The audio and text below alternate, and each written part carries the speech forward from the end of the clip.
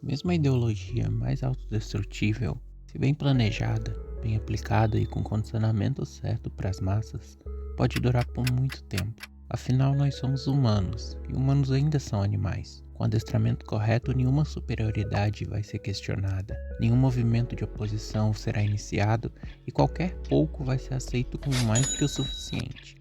O mesmo vale para as boas ideias, quando mal conduzidas podem se quebrar, ou pior, continuar funcionando sem funcionar, como uma fachada de problemas. E são essas fragilidades, no caso da democracia, que eu quero explorar aqui.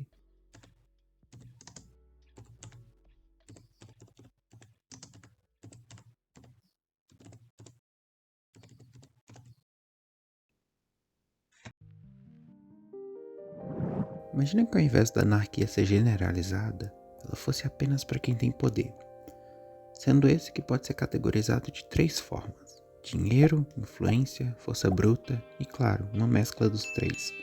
A grande maioria tem o mesmo tanto de influência quanto tem de dinheiro. A força bruta, por outro lado, é algo mal visto hoje em dia e já não é mais tão utilizada, mas ainda assim tem as mesmas finalidades. Grandes empresas, influências famosas, políticos e até mesmo crime organizado. Todos jogadores desse xadrez, muitas das vezes até mesmo sem perceber. Não existem jogadores bons ou ruins, existem apenas pessoas fazendo escolhas. O que muda é o tamanho que essas decisões vão ter. Mas é a grande massa, eu, você, nós somos as peças. Você não se torna um policial, médico, engenheiro para servir as pessoas. Você se torna para servir quem tem mais dinheiro, ou quem a lei te obrigar a servir. Nem que seja mínimo, sua vida não foge do controle deles. Pensa comigo. Se você é condicionado a fazer o que faz por um meio imaginário que te controla, você é uma peça. Ou uma ferramenta, algo que é limitado a poucos movimentos. Isso tudo faz parecer uma anarquia porque quem chega nesse patamar consegue isenção da lei. Ele pode até ser condenado, preso, mas se seus amigos da justiça não soltar ele, o dinheiro solta. Uma das poucas coisas que são capazes de parar essas entidades é o senso comum de que elas devem ser punidas. Mas isso tem que vir da sociedade como um todo. Sociedade essa que também é conhecida por ter uma memória curta, esquecer de tendências, de modas, de pessoas, de crimes. É comum você ver bancos quebrados superando crises com subsídio do governo, ou nome de famosos envolvidos em coisas muito sérias sendo deixados de lado. Mas a justiça é feita, não é? Sim, ela é feita, mas não se engane se você acha que é porque é honrado e o certo a se fazer. Ela é feita porque as pessoas precisam dessa sensação de confiança, que tudo tá bem, é algo psicológico.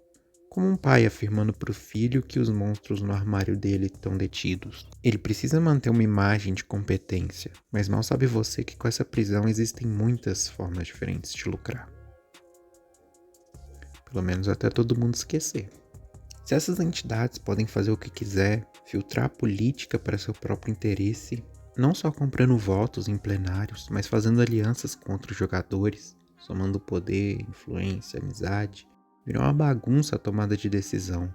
Ela fica centralizada para poucas pessoas, poucas essas que nem sempre sabem o peso de suas escolhas. Você pode até argumentar que se eles chegaram lá foi por puro mérito ou porque a própria população escolheu. Isso é verdade.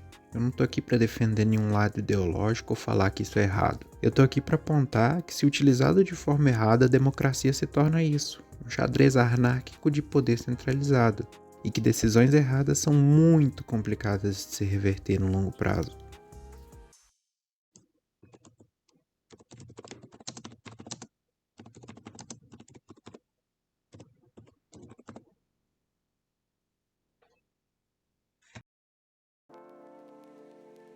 Imagina que você tá num carro com 2 motoristas, cada um querendo ir para um lado. Seria mais ou menos assim.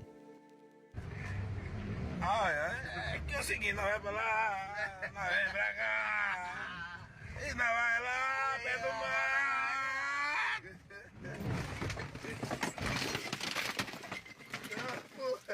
Virou.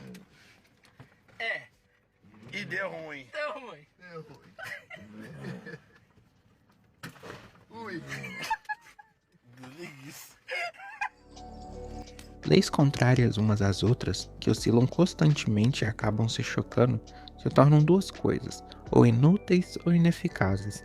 Isso acontece por falta de planejamento, incompetência ou só por não ter noção da dimensão que certas mudanças podem causar. Isso porque suas oposições anulam a sua ideia original, nem que seja ao longo do prazo. Sim, é difícil de entender, mas eu vou pegar um outro assunto que se entrelaça muito bem com esse e que vai te ajudar a entender melhor. Uma das ideias mais difundidas atualmente é que o jovem não quer trabalhar, quer receber muito dinheiro e fazer nada. E olha, não é bem assim. Antes de apontar um culpado, vamos fazer um mapa mental da jornada trabalhista.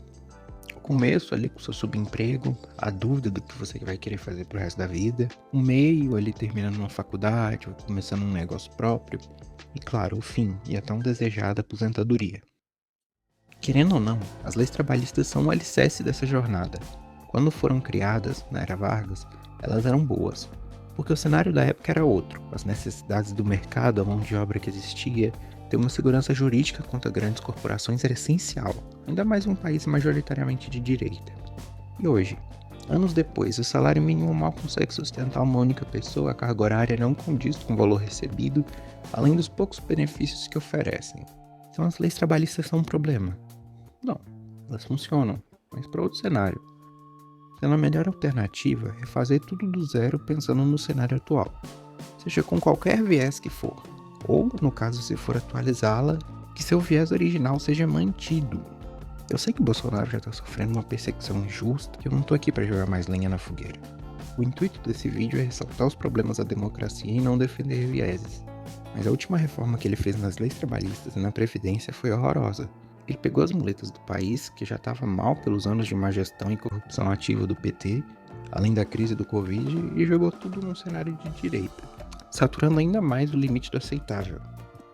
Ah, mas precisava cortar gastos urgentes por causa do buraco no rombo da Previdência. Sim, mas isso devia ser de forma gradual. Entenda que esse problema é estrutural. Existe pobreza extrema aqui.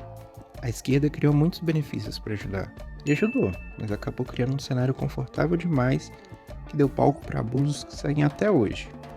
Uma população acostumada a nem terminar seus estudos, dependente de auxílio, um Estado estruturado na ineficácia e no nepotismo, visando apenas o parecer e não o ser, é claro que o resultado de uma mudança assim seria falho. Enquanto você está enxugando o gelo do INSS, a população que molda seus sonhos nisso perde totalmente o estímulo, percebendo quão distante esses sonhos se tornam. Moldar o país para a direita levaria tempo, planejamento, condicionamento, não fazer tudo de uma vez. Posso te garantir que se tudo fosse mudado de uma vez, em poucos anos a população cairia pela metade. Ou até mais, tem muita gente que não consegue se sustentar sozinha. A Previdência Social surgiu lá nos anos 90, em outro cenário, onde cada casal tinha por volta de 8 filhos, a demanda por emprego era outra, não existia metade das alternativas que tem hoje, alternativas essas que quebram o esquema de pirâmide que é o INSS.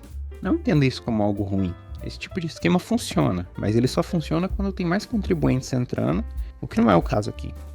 O Uber, iFood, ganhar dinheiro com a internet, auxílios, é muito mais viável do que trabalhar de carteira assinada. O jovem sabe que a Previdência Social respira por aparelhos, sabe que tem menos contribuintes e que a tendência é só piorar. No lugar de 8 filhos, são poucos que optam por ter um casal. Sabem das fraudes, das pessoas que pegam várias aposentadorias. Ah, mas agora não pode mais pegar mais de uma aposentadoria e os autores das fraudes já foram presos. Agora pode, mas e quem já pegava? Se manteve. O rombo não foi totalmente reparado.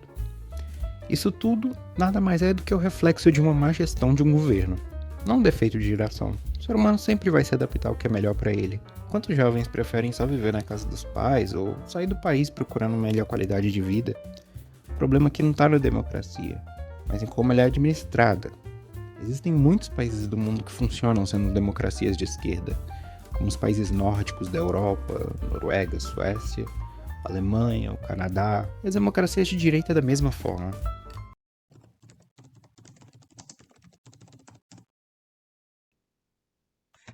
A distância entre representantes e representados pode ser um dos principais causadores disso, porque a maioria vota e esquece quem que votou.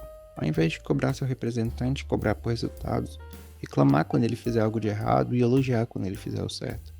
Mas o que parece, pelo menos aqui no Brasil, é que o político é tratado como um santo. Depois que ele é eleito, ele ascende aos céus e não deve ser mais questionado, cobrado ou reprimido.